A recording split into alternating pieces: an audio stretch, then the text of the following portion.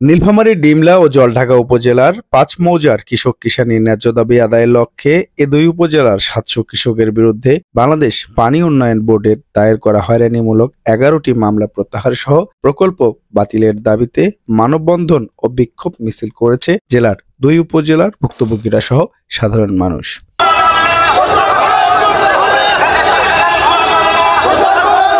সোমবার দুপুরে জেলা প্রশাসকের কার্যালয়ের সামনে মানববন্ধন শেষে জেলা প্রশাসক বরাবরই স্মারকলিপি দেন ভুক্তভোগীরা। ঘণ্টাব্যাপী এই মানববন্ধন শেষে শহরের প্রধান সড়কে বিক্ষোভ মিছিল করে তারা। জেলা প্রশাসক পক্ষে স্মারকলিপি গ্রহণ করেন অতিরিক্ত জেলা ম্যাজিস্ট্রেট মোহাম্মদ সাইফুল ইসলাম। ডিমলা ও জলঢাকা উপজেলার ৫টি ইউনিয়নের ৭০০ কৃষকের বিরুদ্ধে হয়রানিমূলক মামলার প্রতিবাদ জানিয়ে ভুক্তভোগীদের দাবির সমর্থনে মানববন্ধন ও বিক্ষোভে অংশগ্রহণ করেন শিক্ষক, আইনজীবী সহ সকল শ্রেণী পেশার মানুষ।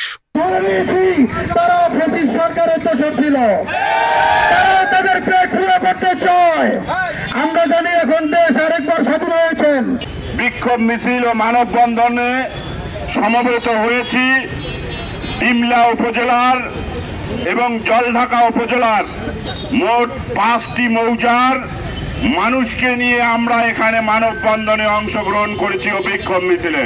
কারণ হচ্ছে গত ৫ই আগস্টের পর নতুন করে এদের বিরুদ্ধে একটি মামলা পানি উন্নয়ন বোর্ডের একজন কর্মকর্তা দাখিল করে।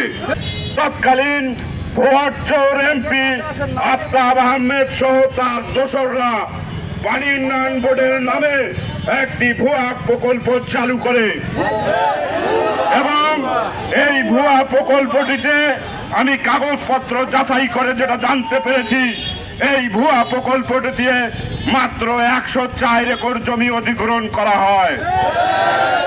পরবর্তীতে এই ১০৪ একর জমির মধ্যে আরো ১১০০ একর জমি অন্তর্ভুক্ত করে এই ১১০০ একরের ভুয়া প্রকল্প দাবি করে তাদেরকে এখান থেকে উচ্ছেদ করতে চায়।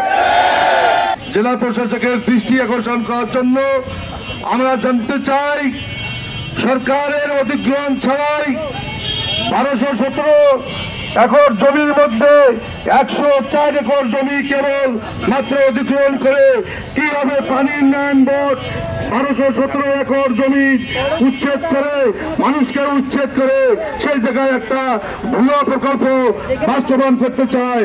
আমরা বাধা দিতে গেলে, আমাদের ন্যায্য পাওনা বুঝে যেতে চাইলে তারা আমাদের নামে মিথ্যা মামলা দায়ের করে আমাদের সচা মানুষকে তারা মামলা দিয়ে ঘর ছাড়া করেছে, বাড়ি ছাড়া করেছে, জেলাতে খাটিয়েছে।